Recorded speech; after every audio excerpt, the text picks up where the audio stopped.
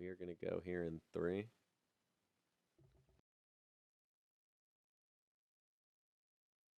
Welcome to Monday Evening Football Preview Edition. Hey, I'm Scott. We got Nick here, and tonight we got a special event for you. We're going to have a couple of these coming to you before we get to the NFL season. A little taste, a little appetizer, a little before dinner snack, as you will, Yes, yeah. as you will. So we're going to be doing this leading up to the NFL season. We're going to be previewing the Monday evening games that we're going to be covering, because we all love football played on the evening time during Monday. And we know it. We know you guys know it. That's why we're bringing this here with you. And to start us out tonight, Nick, we got the Oakland Raiders. Yeah, so week one, Oakland Raiders, right? Oakland Raiders. First team we're going to see on Monday night, right? First thing. Versus the Baltimore Ravens. Love it. So, interesting. There's been, I will say with this matchup, Nick, there is a lot of interesting things happening. Because I would say when you hear the Baltimore Ravens, you think defense automatically, Ray Lewis, that defensive team. Yep. Now, I think you're starting to see a shift, very heavily offensive team, with a lot of, and also with the Raiders, I think you used to know them as, the bad guys, the rough and tough, Raiders team, which I think John Gruden may be taking them in a different direction completely. And, he's running a tight ship over there. And I think we're definitely going to get to see an interesting week one matchup on Monday Evening Football, for sure.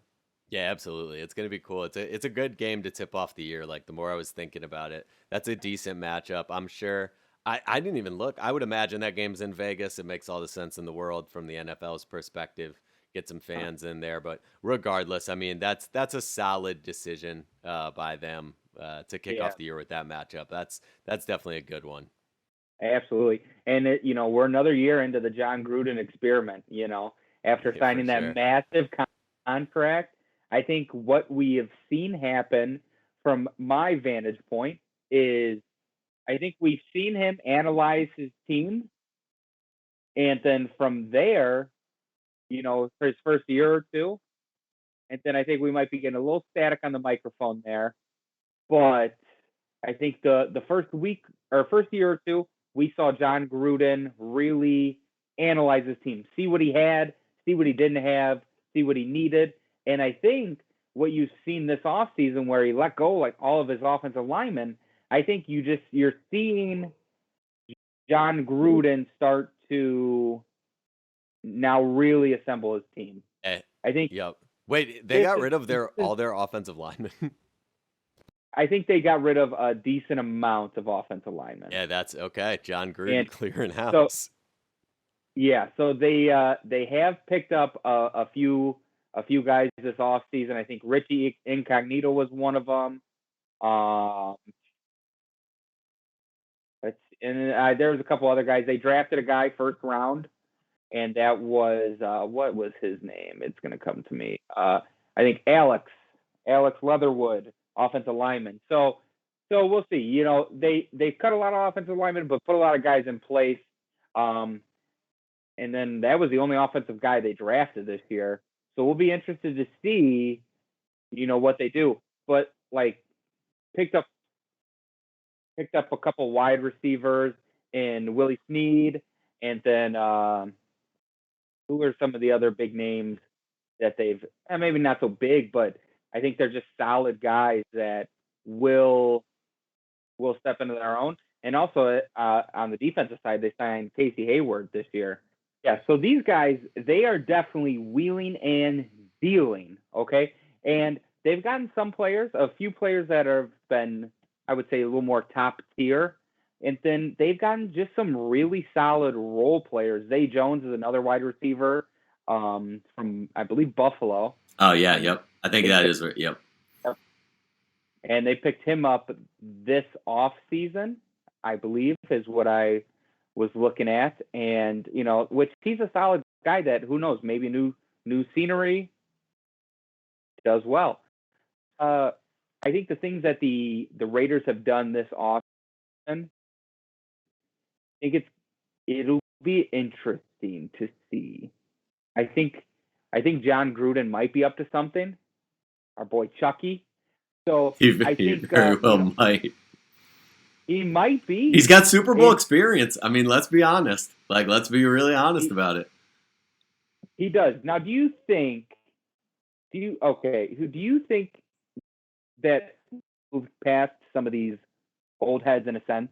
Like, like the Grudens, I don't want to say Belichick, but like, so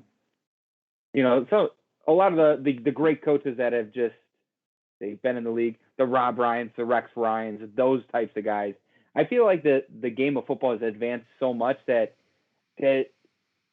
it'll be interesting to see if a guy like Gruden can come back and reinvent the way he coaches the game, because you've seen Mike McCarthy try to do that with his 1 year off and try to analyze the game, and it doesn't necessarily look that it gets worked out for him. Now maybe that's just 1 year as well for Dallas and those guys, but it'll be interesting to see if Johnny Gruden can get it done in Vegas. You think that guy's betting on himself?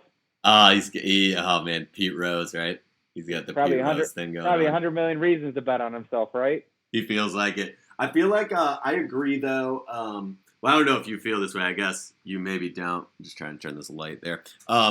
Yeah, but I kind of do. I think that a lot of what the NFL is it's sort of a like a good old boys club, and like a lot of the times like those guys get those jobs, and it's like because they know somebody and they hang around in the league for a long time. Like we went through it in Green Bay with Dom Capers. It was like how is this guy still have? And I think he's still like a special assistant somewhere currently, and it's just like. I think that goes on a little bit, and I do wonder if Gruden. Well, I like Gruden. He did he obviously has some like a good agent who told him, "Hey, let's do the ESPN thing. It'll be good for your brand."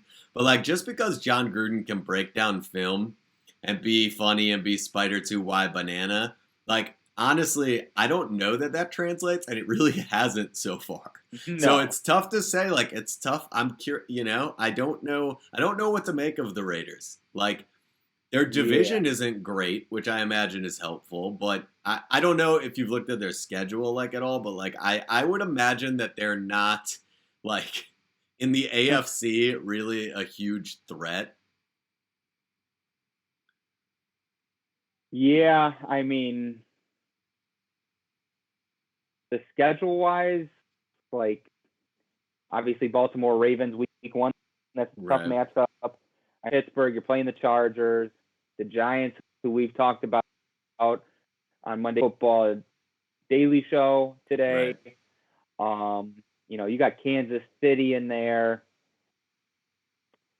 The Colts, not an easy. I mean, they do not have a relatively easy schedule.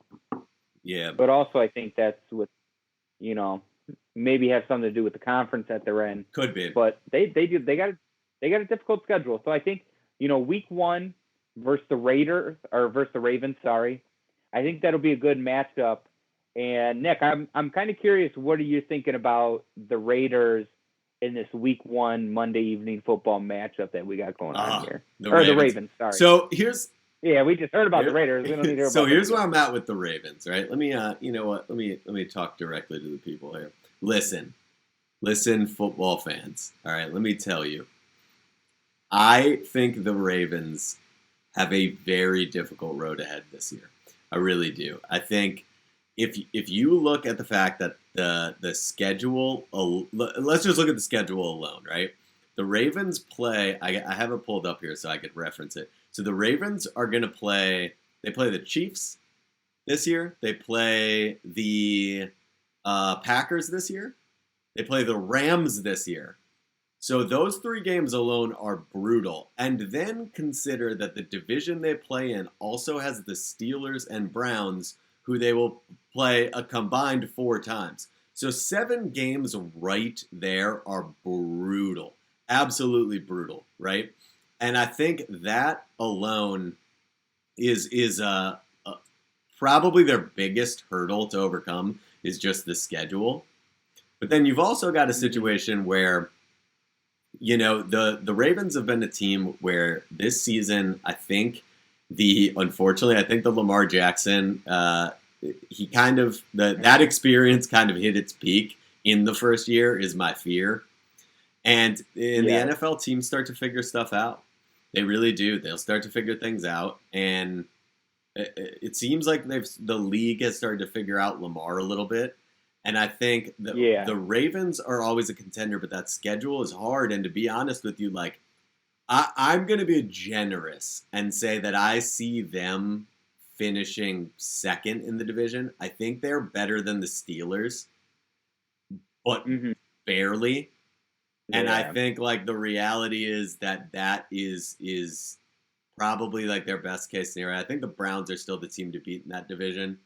And because of that, it's going to be a tough road for them. Now that's this year, right? Now, if I'm looking at week 1, that Monday Night Football matchup, I think you got to take the Ravens. I don't know what the spread is on that one, but I think the Ravens are good enough to beat a team like the Raiders. I think if you put the Ravens in the Raiders division, where they're playing, the Broncos, they're playing the Chargers, they're playing the Raiders, right?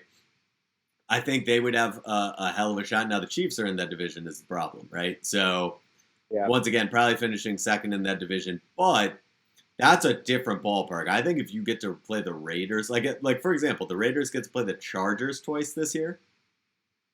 Meanwhile, the Ravens have to play the Browns twice, And then that's fine. Throw the Chiefs in there. So, okay, fine. They got to play the Chiefs and they got to play that's fine. The Chiefs and the Browns. But then the Steelers are a very good team. It's just the reality of it. And the NFC West, or the AFC West rather, doesn't have that same type of schedule. But yeah, if I'm looking at that week 1 matchup, I do like the Ravens. But I think overall, I hate that I got to be the guy that's bursting the bubble. But I am not high on the Ravens this year. To make a deep run or anything like that. I still think they can finish second in that division, but that's tough too, because second in the division isn't the same as it used to be if you have a top-heavy division, right? You could get 3 teams in now in a division, and then all of a sudden there's 4 spots left for those other 3 divisions. Second might not be good enough. I mean, that's just the reality of it. A second place finish in your division now, it depends on what division it is. And it always has to some degree, but that's where I see the Ravens. Now, the good thing that the Ravens have going for them, in fairness, they had got Sammy Watkins signed a 1-year deal with them, so that gives them a weapon, and they drafted a receiver in the first round. So they are clearly trying to get some more weapons around Lamar, and that I think is exciting for Ravens fans. Definitely want to get that guy some more weapons around him. But their passing game coordinator last year, who was also their associate head coach, is now the head coach of the Houston Texans. And so you're going to be shuffling around that offense a little bit, especially in the passing game. And I'm curious to see how that plays out. You're getting rid of the core. Lamar Jackson, the knock on him has been he doesn't throw it great, right? And the problem becomes now you're taking away his coach he's been working with his whole career. You're giving him new offensive weapons that he's got to get used to. And a guy that doesn't throw the ball well, that's going to be a little bit of an adjustment period. I think it could work out down the line. I think it could be a great move down the line. But I think you're going to see some growing pains there. I think the defensives have started to figure them out a little bit more. You'll still see flashes, don't get me wrong. You might see him that opening night on Monday Night Football against the Raiders. You might see Lamar look like Lamar. You might see some flashes of brilliance. I don't think it's the reality of it, right? I think you might see some flashes this season, but I just hate to say it, but I think some of their best football is behind them, to be honest with you.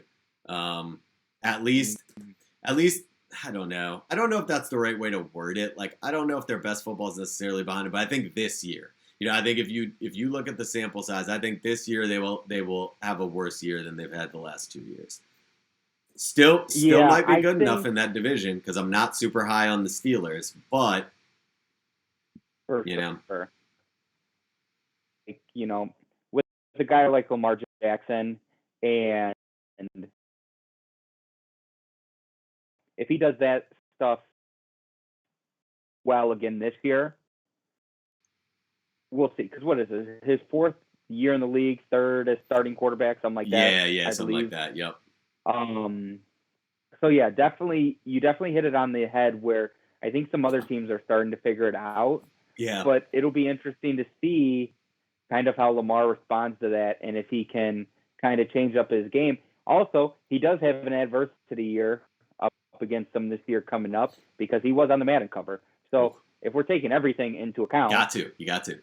you know, you might be seeing a lot of Trace McSorley You, this you year, and if that's the case, it's not ideal. it's not going to look good for the Ravens. Not But ideal. yeah, with the addition of Sammy Watkins, who, if he could just have a solid season behind Marquise Brown, Hollywood Brown, I think they'll be fine for the most part offensively. And I'm gonna be actually. I don't think they're gonna beat the Raiders week 1. I think the Raiders. I think the Raiders. I think the Raiders have a lot of new pieces. I think there's a lot of different things around that's going on around the Raiders that I think is that newness. Like you don't know what to make of the Raiders, whereas like what the Ravens are and what to expect from them. So that is the only thing that kind of gives me the edge a little bit towards the Raiders in the fact that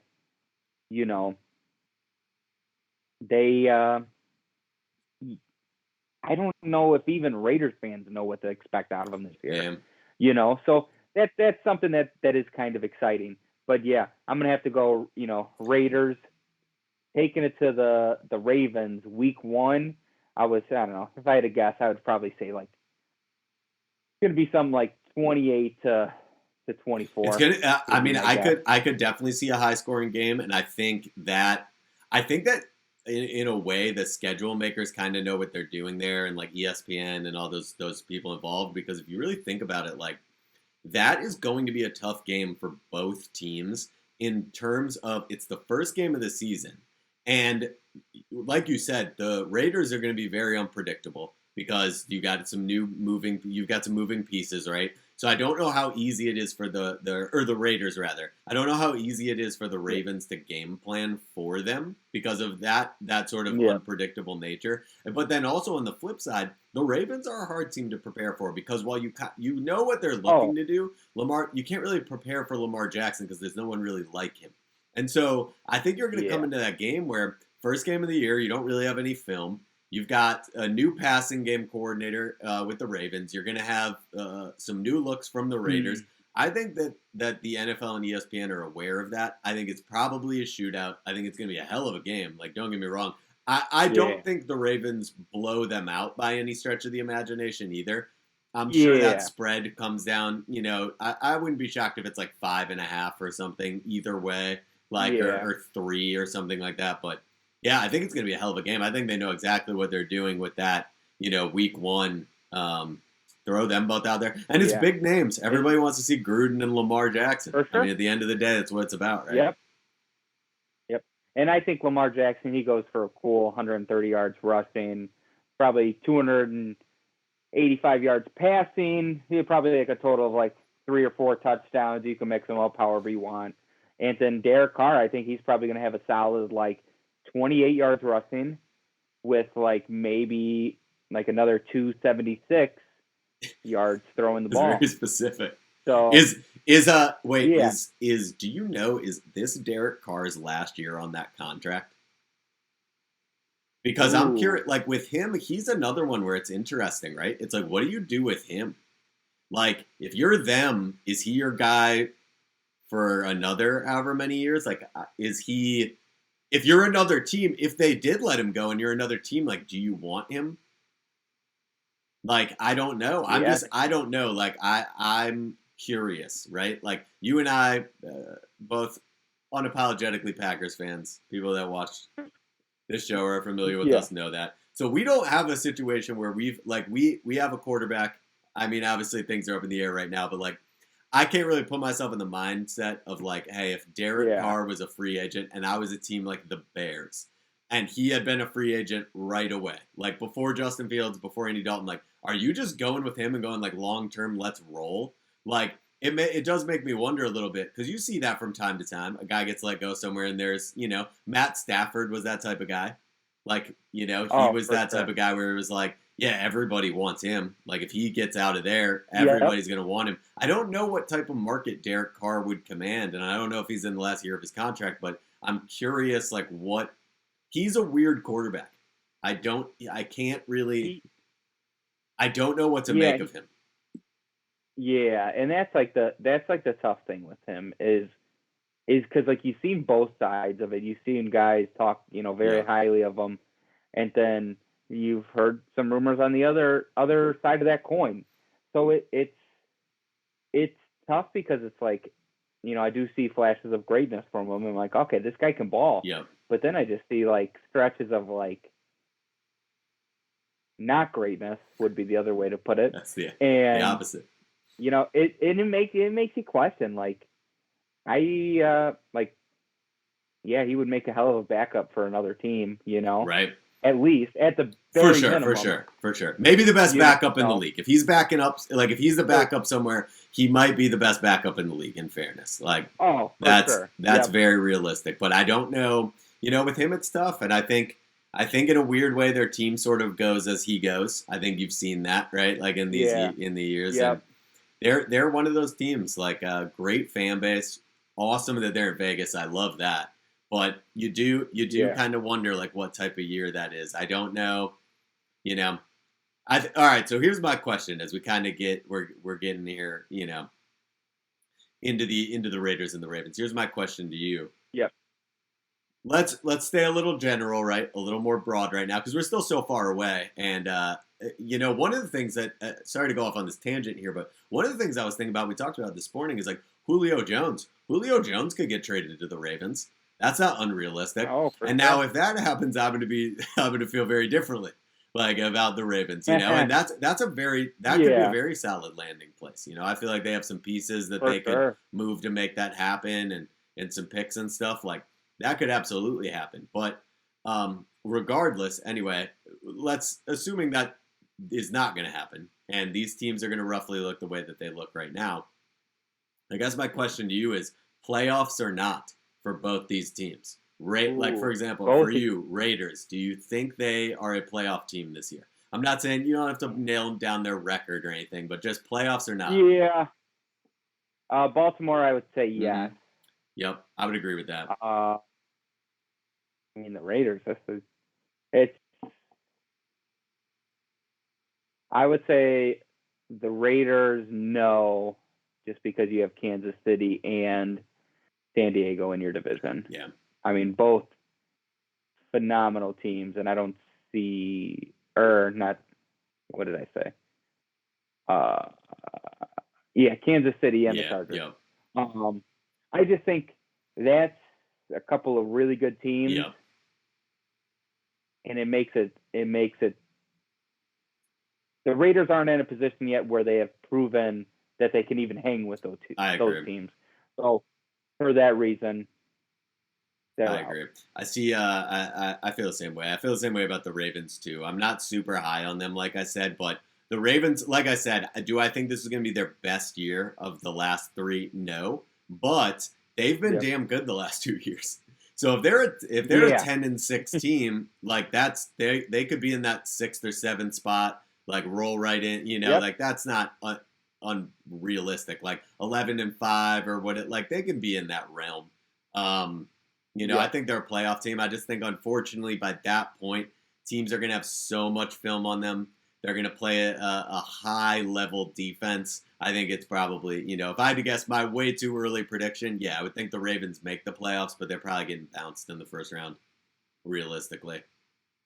Yeah. That's kind of where I'm at with them. And, I feel the same way about the Raiders. And what about the Raiders? I think the Raiders, I agree with you. I think they're probably not a playoff team right now, and I think they're going to have some decisions to make, to be quite honest. I agree that they're clearly building towards something, but right now they feel in that weird, that in-between space that you see with a lot of teams where it's like they'll keep a couple veterans that are playmakers, so the fans have a reason to show up. they can win some games they shouldn't. They can be competitive. They can put up some points. But, like, generally speaking, the rest of the team around those guys is younger. They're clearly moving in a different direction.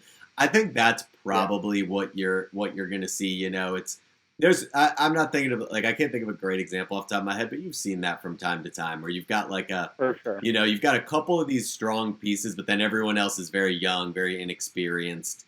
You know, I think of like probably some of those Bengals teams at the end of Andy Dalton's time there, where it's, you know, you've got Andy Dalton, you've got AJ Green, but they're not the same teams that they were when they were making the playoffs and lose it. You know, that was the thing. Andy Dalton could get to the playoffs and they were a little past that. It was like, look, we might as well just keep Andy Dalton and AJ Green and you know, that'll help fill the stadium, but we're moving in a different direction, clearly. Yeah. And I think that's probably where the Raiders are at right now. Yeah. And it's just, because like right now they I guess you would say they don't really have it's John Gruden, you know, and maybe Derek Carr, if you wanted to put him as like a face of the franchise.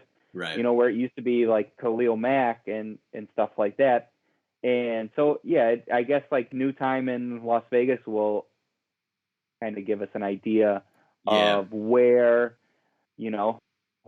those chips will fall and the identity that John Gruden and the Raiders take on. But I have a feeling it's going to be a little different than the identity we're used to. I think so too. And I think it's only good for the game of football. But if you're looking to go to that game, Raiders, Ravens, first Monday football, tickets are as low as $849 right now. It's a steal. It's a steal.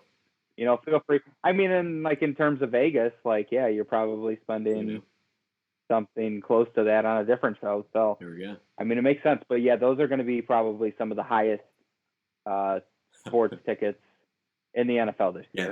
By far. That you can take. That you can take to the bank. For sure. Because the majority of sports fans will go to Vegas to watch their team play. Yeah. Like, they'll go there more than anywhere else. If they're going to travel, they're traveling for that week. Yeah, sure. Absolutely. Yep.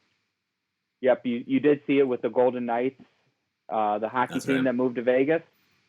That stadium was always packed. But those are two things you could take to the bank is they will be the highest ticket prices this NFL season for any team. And also the second point that just as quick, $800 and you're there. You're there. You see, they're putting a nightclub in their stadium.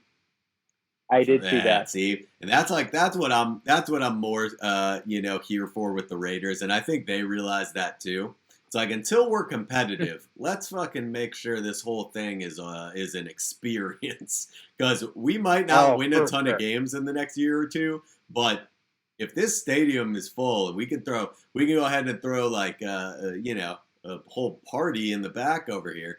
Well, and that's probably why the tickets are so much, because it's $849, but you get to see a football game, a Tiger show, you get a club. You're in there. It's all inclusive. Essentially, your one-night trip for 3.5 hours, 4 hours, however long the game is. Absolutely. So you do have to plan your time out, because you need to know 2 minutes before halftime, okay, perfect. I'm gonna go to the club real quick. I'm gonna get my dance on, and then I'm gonna get back. Exactly. Because everyone else is going to the bathroom. Yep, that's. But you go, you get. You get going, and then you get that type of stuff. Break a little sweat. You get a little comfortable in there. Now you come back. You're refreshed, ready for the second half of the game, cheering on your Raiders or whoever your team may be. And we'll see. Who knows? Who knows? It's going to be a wild ride down there. I think you're going to have some stories, man. I wonder to myself, for example, how long is the club open? If you just got the game ball, you're playing for the Raiders, maybe you just go ahead and shower up and just, keep the party rolling. You got the day off the next day anyway. You just walk right upstairs to the top of the stadium there, and you're in. VIP the whole deal. Yeah. Bring the game ball with you. I will tell you what, though. The other thing, we talked about home field advantage a little bit today, this morning. Mm-hmm. Las Vegas Raiders have the biggest home field advantage, because you think about if a team gets in the night before the game. You can't stop them. Yeah, it's going to be a tough thing to get those players not to go out. You can't stop them. I mean, it's always been an issue in LA, New So, York. Like, yep. And this is Vegas, where this is the only thing you have to do is party. yeah, that's true. Yeah, So yeah, that's true. so that very well could help them out on their home games this year. Yep. Especially if those teams do have to fly in a day early. Yeah, absolutely. Because it'll be interesting to see how those coaches handle that. But I'm telling you, if you're an NFL coach, and I'm talking to you, Matt LaFleur, you keep those. They don't even play them, do they? I don't think they do. See, that's what happened to them a couple of years ago. They played the Chargers in LA, like that was 2 years ago or whatever, and sure enough, they blew that game that they should have easily won. It's like, well, yeah, you got them in freaking LA the day before, and then Raj is talking about like, yeah, we just weren't super focused this week, and it's like, yeah, we could tell. But I agree. Yep. I think keep their ass in the hotel and make sure. Yeah, I'll tell you what is going to be fantastic though. The amount of content that is going to come from inside the stands at those Raiders games, like the amount of people that are going to be like have their phone out filming crazy shit that's going on in and around that stadium while you're with fans back is going to be amazing. Like there is going to be it's going to be like the Wild West, man. You could film an episode of Cops inside that stadium. I'm sure of it. I'm sure of it. Live PD inside the parking lot of the Raiders home games. I tell you what I'm most excited about at the Raiders' new stadium is probably that food court. Because let's be honest, as fans, that's a big thing why we go. Vegas, they do it right. Well, and shit, like they do it right. You're already spending $800 on a ticket. What's a $45 loaded chili dog? Like, what's that? Like, what I'm gonna get? What's the the pyramid, the fuck, all the gimmicks, like what's that? Yeah. What? Okay, what are you guys gonna? Give me the lobster roll, baby. I spent $800 on my tickets. Yeah, I'll eat. I'll eat a lobster roll. Come on. Yeah, I want it all. Like that's what you got to do. I don't want no basic, basic like stadium food. I want it to be high end, nice, classy. And just to have an experience. Spend the rest of my money. And I don't care. It don't matter to me. Charge it to the game. It's that simple. Yeah. Fascinating to see. It's fascinating now to see, and you'll see it more across the league and other places. Just Vegas makes me think about it. But I'm fascinated to see what will happen with the fact that we now have legal sports gambling, and like you can be gambling inside the stadium on your phone in places like at a Bears game, at an Eagles game.